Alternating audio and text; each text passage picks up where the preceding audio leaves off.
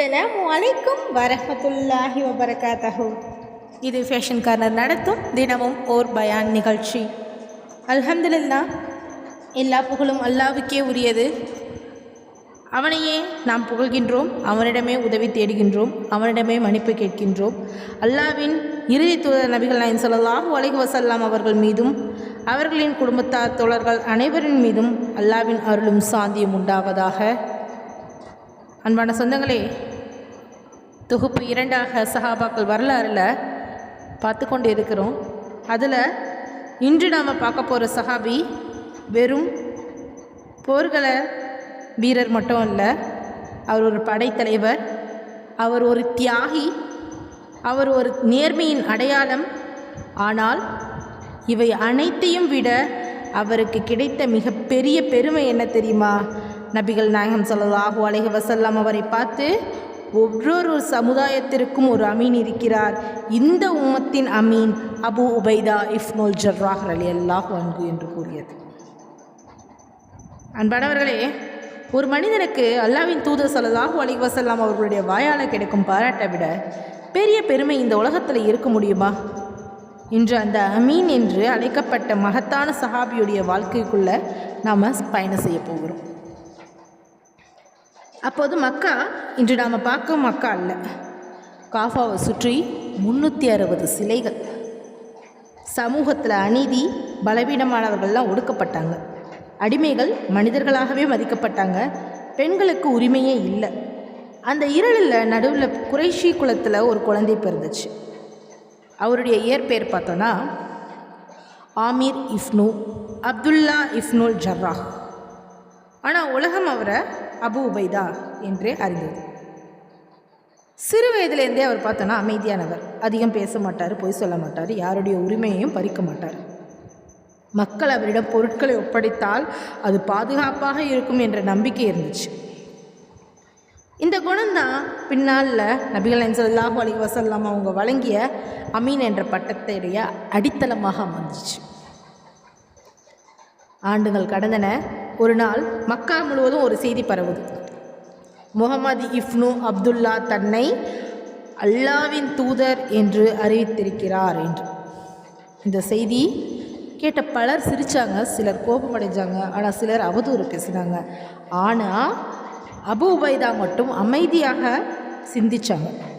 முஹம்மது நபி ஸல்லல்லாஹு அலைஹி வஸல்லம் அவங்கள நான் சிறு வயதிலிருந்தே அறிவேன். அவர் அல்லமீன் என்று அழைக்கப்பட்டவர், ஒரு மனிதரிடமும் பொய் சொல்லாதவர். அல்லாஹ்வின் பெயரில் எப்படி பொய் சொல்வார்? இந்த ஒரு சிறு சிந்தனை தான் அவரை உண்மையிலேயே கதவுக்கு கொண்டு போச்சுருந்துச்சு. அவர் நபிகள் நாயகம் ஸல்லல்லாஹு அலைஹி வஸல்லம் அவங்கள சந்திக்க போனார். அவங்களிடமிருந்து குர்ஆன் வசனங்களை கேட்டார். ஒவ்வொரு வசனமும் அவரது இதயத்தை தொட்டுச்சு. சிறிது நேரம் அமைதியாக இருந்தார். பிறகு உறுதியான குரலில் ஷஹாதத் மொழிந்தார். அந்த ஒரு தருணம் அவருடைய வாழ்க்கையை மட்டுமல்ல, இஸ்லாமிய வரலாற்றையும் மாற்ற தருணமாக அமைஞ்சிச்சு. ஆனால் உண்மையேற்ற ஒவ்வொருவரையும் போலவே அவருக்கும் சோதனைகள் காத்திருந்துச்சு. அன்பான சொந்தங்களே, அபு உபைதா ரலியல்லாஹு அன்ஹு அவங்க ஷஹாதாவை மொழிந்த அந்த நொடியிலிருந்து அவருடைய வாழ்க்கை 2 பகுதிகளாக பிரிந்துடுச்சு. ஒன்று இஸ்லாத்திற்கு முன் இருந்த வாழ்க்கை, மற்றொன்று அல்லாஹ்வுக்காக வாழ்ந்த வாழ்க்கை. மக்காவில் இந்த செய்தி தீய போல பரவ ஆரம்பிச்சிச்சு. ஆமீர் இப்னு அப்துல்லாஹும் முஹம்மதின் ஸல்லல்லாஹு அலைஹி வஸல்லம் அவர்களுடைய மார்க்கத்தை ஏற்றுவிட்டாராம்னு. இந்த செய்தியை கேட்ட குறைஷியுடைய தலைவர் அதிர்ச்சி அடைஞ்சார். ஏன்னா அபு உபைதா ரலியல்லாஹு அன்ஹு சாதாரண மனிதர் அல்ல, மக்கள் நம்பிக்கை வைத்திருந்த இளைஞர். அவரை போன்றவர் இஸ்லாத்தை ஏற்றால் மற்றவர்களும் உண்மையை ஏற்றுவிடுவார்கள் என்று அவர்கள் பயந்தாங்க. அவரை அழைத்து சமாதானப்படுத்த முயன்றாங்க. ஆமீரே, நீ நல்ல குடும்பத்தை சேர்ந்தவன், இந்த புதிய மார்க்கம் உனக்கு தேவையா? முகம்மதை விட்டுடு அப்படின்னு சொல்கிறாங்க. அபு உபைதா ரலியல்லாஹு அன்ஹு அமைதியாக கேட்டுக்கொண்டிருக்கிறாங்க. பிறகு மெதுவாக சொல்கிறாங்க, நான் உண்மையை பார்த்து விட்டேன், நான் உண்மையை பார்த்து விட்டேன். உண்மையை அறிந்த பிறகு அதை எப்படி மறுக்க முடியும்? அந்த பதில் குறைஷிகளுக்கு கோபத்தை ஏற்படுத்துச்சு. அவமானப்படுத்தினாங்க, மிரட்டினாங்க, சமூகத்தில் ஒதுக்க முயன்றாங்க. ஆனால் அவருடைய ஈமான் மட்டும் அசையவே இல்லை. நம்மளோட சொந்தங்களே, ஆரம்ப கால முஸ்லீம்களுடைய வாழ்க்கை மிகவும் கடினமானதாக இருந்துச்சு. இன்று நாம் பள்ளிவாசலுக்கு சுதந்திரமாக செல்கிறோம், குரானை வெளிப்படையாக ஓதுகிறோம், தொழுகிறோம். ஆனால் அப்போது அப்படி இல்லை. முஸ்லீம்கள் இரவு நேரங்களில் மறைந்து கூடுவாங்க. தர் அல் அக்ரம் என்ற சிறிய வீட்டில் தான் நபிகள் நாயகம் ஸல்லல்லாஹு அலைஹி வஸல்லம் அவங்களுடைய குரானை கற்றுக் கொடுத்தாங்க. அங்கே அபூபக்கர் ரலியல்லாஹு அன்ஹு அவங்க இருந்தாங்க. உமர் ரலியல்லாஹு அன்ஹு வருவதற்கு முன்பு இருந்த ஆரம்ப முஸ்லீம்கள் இருந்தாங்க. அந்த சிறிய வட்டத்தில் அமைதியாக அமர்ந்திருந்தாங்க.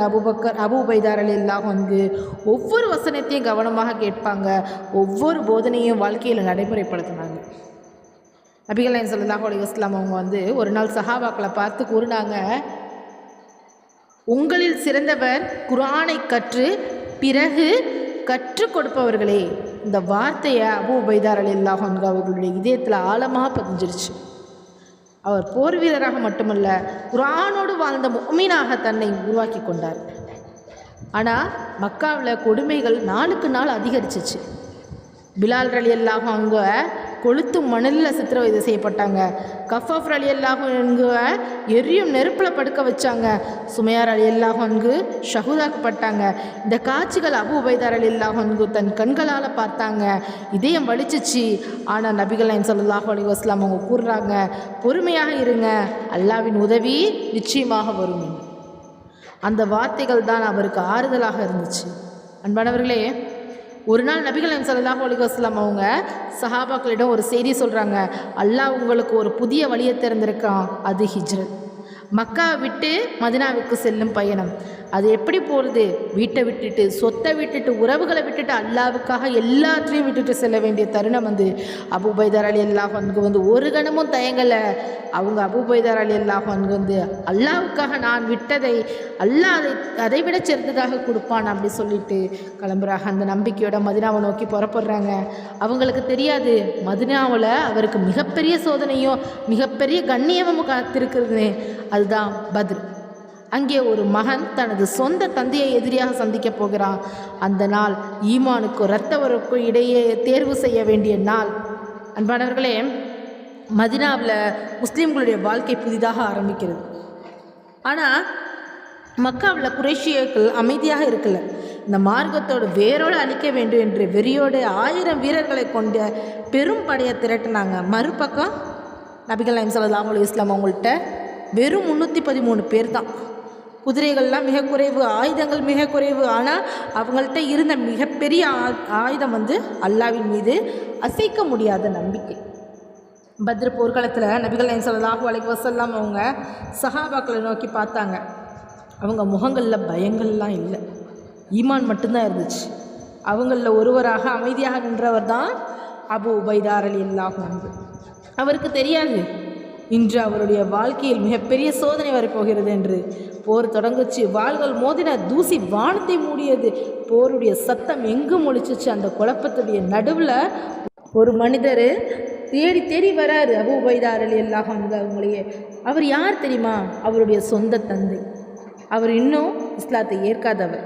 குறைஷி படையில் நின்று முஸ்லீம்களுக்கு எதிராக போராடி கொண்டிருக்கிறவங்க அபூ உபைதா ரலியல்லாஹு அன்ஹு அவங்கள பார்த்தவுடன் அவரை தவிர்க்க முயன்றாங்க. ஒரு பக்கம் நகர்ந்தாங்க. என் தந்தையுடன் நான் மோத விரும்பவில்லை என்பதே அவருடைய மனநிலையாக இருந்துச்சு. ஆனால் அவருடைய தந்தை மீண்டும் மீண்டும் அவரையே நோக்கி வராரு. மீண்டும் தாக்க முயன்றாரு. மீண்டும் வாளை உயர்த்தினார். அன்பானவர்களே, இது ஒரு சாதாரண தருணம் அல்ல. ஒரு மகனுடைய இதயமும் ஒரு முஃமினுடைய ஈமானும் ஒரே நேரத்தில் சோதிக்கப்பட்ட தருணம். அபூ உபைதா ரலியல்லாஹு அன்ஹு அவங்களுடைய குடும்பத்தை வெறுத்து போரிடலை, பதவிக்காகவும் போரிடலை, அல்லாஹ்வுடைய மார்க்கத்தை பாதுகாக்கவே போரிடுறாங்க. போருடைய கடுமையான சூழலில் ஏற்பட்ட மோதலில் அவருடைய தந்தை கொல்லப்பட்டார். இதை பற்றி பேசும்போது நாம் ஒரு விஷயத்தை நினைவில் கொள்ள வேண்டும். இது ஒரு குடும்ப உறவை இகழும் சம்பவம் அல்ல. இது போர்க்களத்தில் உயிரை காக்கவும் அல்லாஹ்வின் மார்க்கத்தை பாதுகாக்கவும் ஏற்பட்ட மிக கடினமான தருணம். அதனால தான் இந்த சம்பவம் அபூ உபைதா ரலியல்லாஹு அன்ஹு அவங்களுடைய ஈமானின் ஆழத்தை வெளிப்படுத்துகிறது. பத்ர் போர் முடிகிறது. அல்லாஹ் முஸ்லீம்களுக்கு மகத்தான வெற்றியை வழங்கினான். சிறிய படை பெரிய பேரரசு மனநிலையுடன் வந்த எதிரியை வென்றது. அந்த வெற்றிக்கு பின்னால் சஹாபாக்களும் தியாகமும் பொறுமையும் அல்லாஹ்வின் மீதான நம்பிக்கையும் இருந்துச்சு. அன்பான சொந்தங்களே, பத்ர் போரில் அபு உபைதா ரலியல்லாஹு அன்ஹு அவங்க ஒரு வீரராக உலகுக்கு அறிமுகப்படுத்தியது. ஆனால் உஹது போரில் அவரை நபிகள் நாயகம் ஸல்லல்லாஹு அலைஹி வஸல்லம் அவர்களுக்காக உயிரியை அர்ப்பணிக்க தயங்காத சஹாபியாக வரலாற்றில் நிலைநிறுத்தப் போகிறது. அங்கே அவங்க முகத்தில் சிக்கியிருந்த இரும்பு வளையங்களை அகற்றுவதற்காக தன்னுடைய பற்களை இழக்க தயாரான அந்த இதயத்தை நாம் பார்க்க போகிறோம். அன்பான சொந்தங்களே, பத்ர் போரில் குறைஷிகள் தோல்வியடைந்த பிறகு அவங்களுக்கு கோபம் அடங்கலை. இந்த தோல்விக்கு பழி வாங்க வேண்டும் என்று வெறியோடு 3000 வீரர்களை திரட்டி மதினாவை நோக்கி புறப்படுறாங்க. நபிகள் நாயகம் ஸல்லல்லாஹு அலைஹி வஸல்லம் அவங்களும் சஹாபாக்களும் உஹது மலையடிவாரத்தில் எதிர்கொள்ள தயாரானாங்க. போர் தொடங்குறதுக்கு முன்னாடி நபிகள் நாயகம் ஸல்லல்லாஹு அலைஹி வஸல்லம் அவர்கள் வில் வீரர்களை ஒரு சிறிய குன்றின் மீது நிறுத்துகிறாங்க. நாங்கள் வெற்றி பெற்றாலும் தோல்வி அடைந்தாலும் நான் கட்டளையிடும் வரை இந்த இடத்தை விட்டு இறங்காதீங்க அப்படின்னு தெளிவாக கட்டளையிட்டிருக்காங்க. அந்த கட்டளை ஒரு சாதாரண போர் உத்தரவு இல்லை, அல்லாஹ்வின் தூதருடைய கட்டளை. போர் தொடங்குச்சு. ஆரம்பத்தில் முஸ்லீம்கள் வெற்றி பெற்ற ஆரம்பித்தாங்க, எதிரிகள் பின்வாங்கினாங்க. போர்க்கிடத்தில் கிடந்த பொருட்களை பார்த்த சில வில்வீரர்கள் போர் முடிந்து விட்டது என்று நினைத்து நபிகள் நாயகம் ஸல்லல்லாஹு அலைஹி வஸல்லம் அவர்களுடைய கட்டளையை மீறி தங்கள் இடத்தை விட்டு இறங்கினாங்க. அந்த ஒரு முடிவு போருடைய நிலைமையை தலைக்கீழாக மாற்றுச்சு. எதிரிகள் பின்புறமாக தாக்குனாங்க, முஸ்லீம்கள் வரிசைகள் சிதறினாங்க, போர்க்களம் முழுவதும் குழப்பம். அந்த நேரத்தில் ஒரு பயங்கரமான செய்தி பரவுச்சு, முஹம்மது நபி ஸல்லல்லாஹு அலைஹி வஸல்லம் அவங்க கொல்லப்பட்டு விட்டாங்க என்று. பல சஹாபாக்கள் அதிர்ச்சி அடைஞ்சாங்க, சில அழ ஆரம்பிச்சிட்டாங்க. ஆனால் ஒரு சிறிய குழு மட்டும் நபிகள் நாயகம் ஸல்லல்லாஹு அலைஹி வஸல்லம் அவங்கள சுற்றி உயிரை கொடுத்து பாதுகாத்து கொண்டிருந்துச்சு. அந்த வீரர்களில் முன்னிலையில் நின்றவர் தான் அபு உபைதா இப்னுல் ஜர்ராஹ் ரலியல்லாஹு அன்ஹு. போருடைய நடுவில் எதிரியுடைய கவசத்தில் இருந்த இரும்பு வளையங்களை நபிகள் நாயகம் ஸல்லல்லாஹு அலைஹி வஸல்லம் அவர்களுடைய கன்னத்தில் ஆழமாக பதிந்துருச்சு. முகத்தில் ரத்தம் வடியுது. அதை பார்த்த சஹாபாக்களுடைய இதயங்கள்லாம் உடைஞ்சிருச்சு. யாரும் என்ன செய்வது என்று புரியாமல் நிற்கிறாங்க. அப்போது அபு உபைதா ரலியல்லாஹு அன்ஹு முன் வந்தாங்க. யார் ரசூலுல்லாஹ், அசையாதீங்க என்று மெதுவாக சொன்னாங்க. அந்த இரும்பு வளையத்தை கையால் இழுத்தா நபிகள் நாயகம் ஸல்லல்லாஹு அலைஹி வஸல்லம் அவங்களுக்கு இன்னும் அதிக வலி ஏற்படும். அதனால் தனது முட்பற்களால் அந்த வளையத்தை பிடித்து மெதுவாக இழுத்தாங்க. அந்த ஒரு வளையம் வெளியே வந்துருச்சு. ஆனால் அவருடைய முன்பல் உடைந்து கீழே விழுந்துருச்சு. இன்னும் ஒரு வளையம் இருக்குது. அவர் மீண்டும் தயங்கலை, மற்றொரு பக்க பற்களை அதையும் பிடித்து வெளியே இழுத்தாங்க. 2வது வளையமும் வெளியே வந்துச்சு.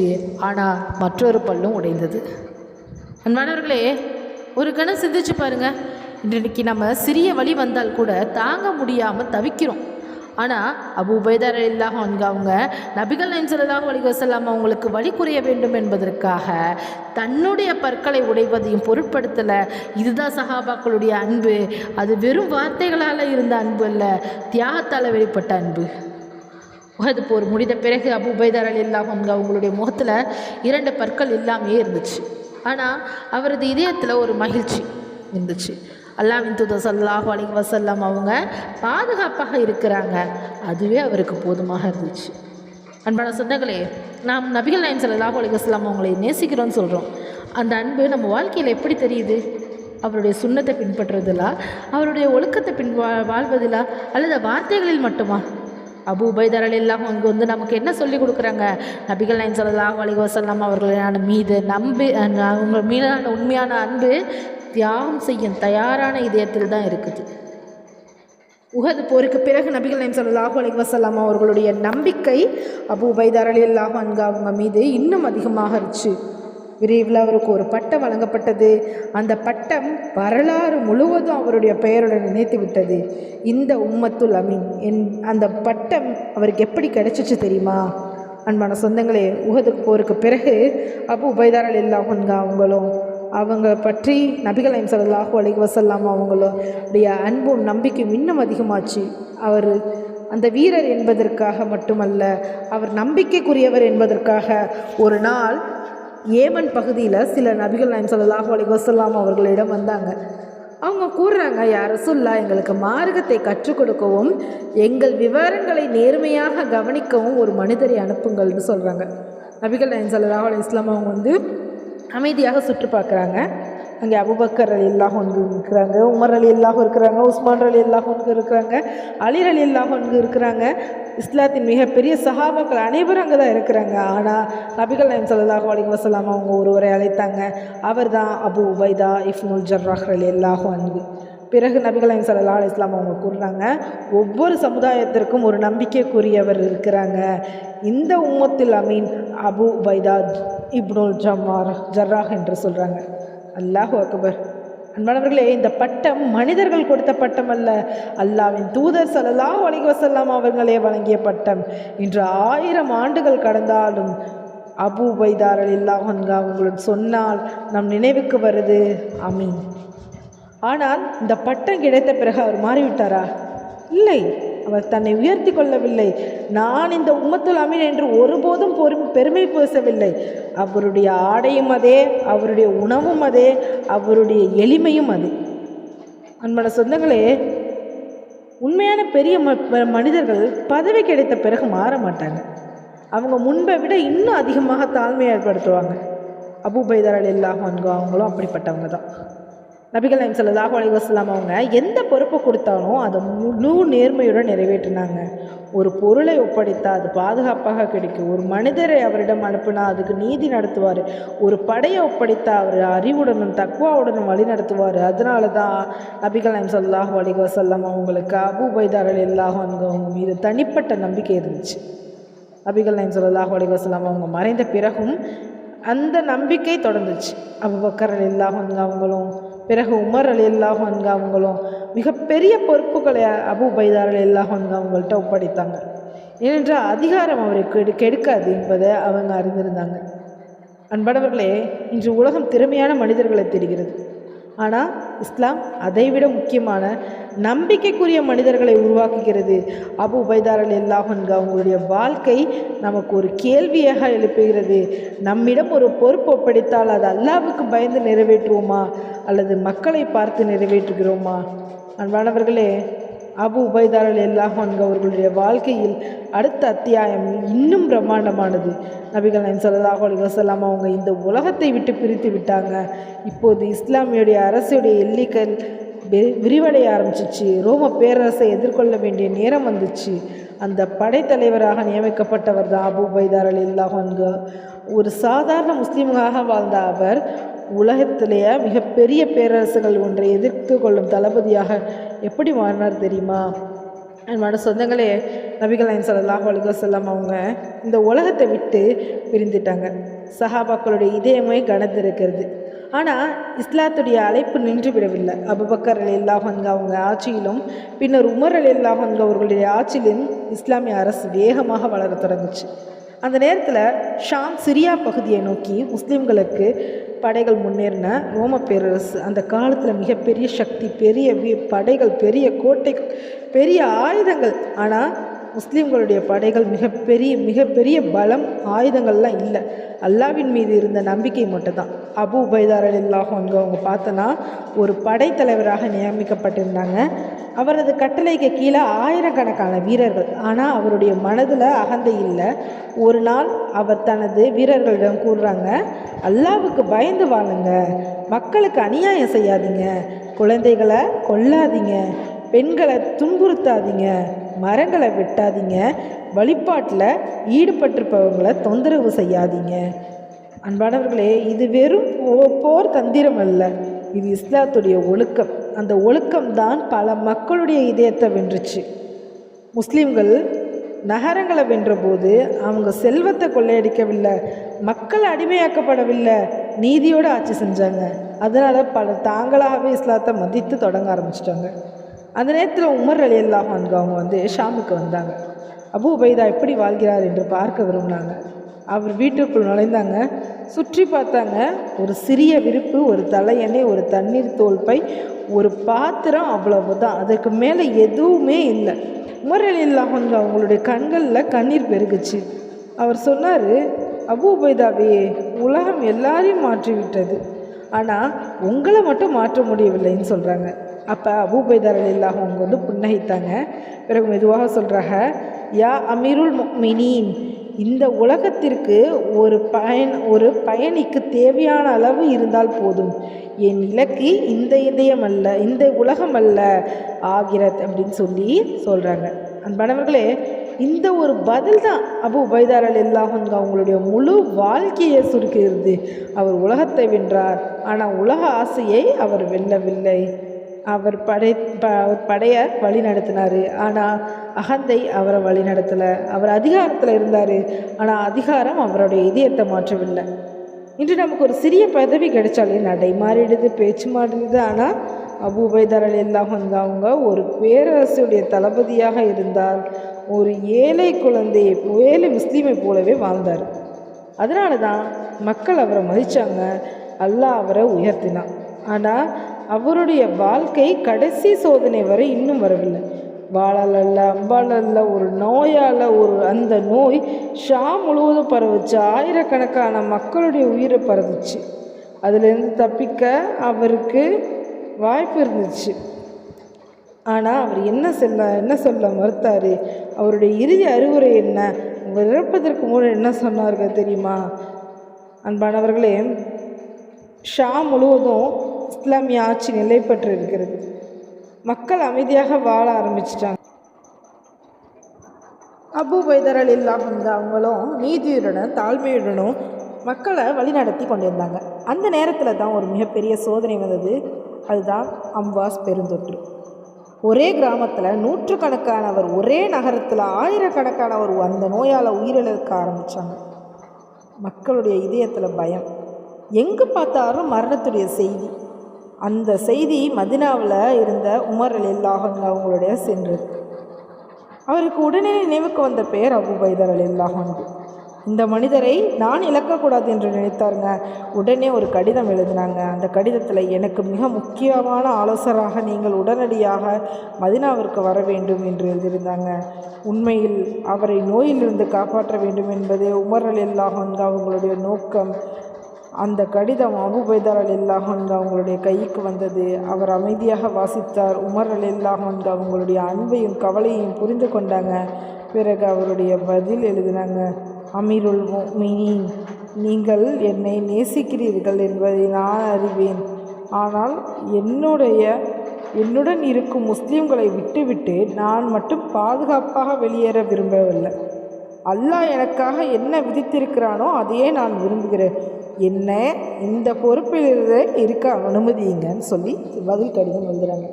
அன்பானவர்களே, இதுதான் உண்மையான தலைவர். ஆபத்து வந்தவுடன் மக்களை விட்டுட்டு ஓடலை, மக்களோடு இருந்தாங்க. அவங்களுடைய நோயையும் எதிர்கொண்டாங்க, அவங்களோட துவா செஞ்சாங்க, அவங்களோட பொறுமையாக இருந்தாங்க. சில நாட்கள்லேயே அந்த நோய் அபு உபைதா ரலியல்லாஹு அன்ஹு அவங்களுக்கும் வந்துச்சு. உடல் பலவீனமாச்சு, காய்ச்சல் அதிகமாச்சு. அவருக்கு புரிஞ்சிருச்சு, என் ரப்பை சந்திக்கும் நேரம் நெருங்கிவிட்டது என்று. அவங்க மக்களை ஒன்று சேர அழைத்தாங்க, அவங்களுடைய முகங்களை பார்த்தாங்க, அவங்களுக்காக துவா செஞ்சாங்க. பிறகு மிக ஒரு அழகான அறிவுரையை வழங்கினாங்க. தொழுகையை பாதுகாத்து கொள்ளுங்க, ரமலானில் நோன்பு நோற்றுக்கொள்ளுங்க, சதக்கா செய்யுங்க, ஹஜ் உம்ரா செய்ய முடிஞ்சாலும் செய்யுங்க, உங்கள் ஆட்சியாளர்களுக்கு உண்மையாக நடந்து கொள்ளுங்க. உலக வாழ்க்கை யாருக்கும் நிரந்தரமில்ல, ஒவ்வொருவரும் ஒரு நாள் அல்லாஹ்வை சந்திக்க வேண்டியவர்கள் தான் அப்படின்னு சொல்கிறாங்க. அன்பானவர்களே, கவனித்தீர்களா? இறக்கும் தருவாயிலும் அவர் உலகத்தை பற்றி பேசலை, பதவியை பற்றி பேசலை, செல்வத்தை பற்றி பேசலை, அல்லாஹ்வை சந்திக்க தயாராகுங்கள் என்பதை பற்றி தான் பேசினாங்க. சிறிது நேரத்தில் அந்த உம்மத்தின் அமீன் அல்லாஹ்வின் அழைப்பை ஏற்றார். அவரது நாவு அமைதியானது.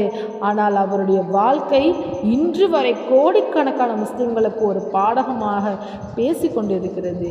அன்பானவர்களே, நபிகள் ஸல்லல்லாஹு அலைஹி வஸல்லம் அவங்க வழங்கிய இந்த உம்மத்துல் அமீன் என்ற பட்டத்தை அபு உபைதா ரலியல்லாஹு அன்ஹு அவங்க தனது வாழ்நாளில் கடைசி மூச்சு வரை காத்தார். அதனால தான் இன்று வரை நாம் அவரை தளபதி மட்டுமே நினைவு கூறல, நேர்மையுடைய அடையாளமாக நினைவு கூறுவோம், தாழ்மையான அடையாளம் நினைவு கூறுறோம், அல்லாஹ்வின் மீது முழுமையான நம்பிக்கை வைத்த முஃமினாக நினைவு கூறுகிறோம். அன்பானவர்களே, அல்ஹம்துலில்லாஹ், இவ்வளவு நேரம் நாம் ஒரு மகத்தான சஹாபியுடைய வாழ்க்கையுடைய பயணத்தை ஒன்றாக பயணம் செய்யும். அவர் எப்படி பிறந்தார், எப்படி இஸ்லாத்தை ஏற்றார், மக்காவில் எப்படி சோதிக்கப்பட்டார், மதினாவில் எப்படி மதினாவிற்கு எப்படி ஹிஜ்ரத்து செஞ்சார், பத்ர போருடைய ஈமானுக்கு எவ்வளோ பெரிய சோதனை செஞ்சிச்சார்.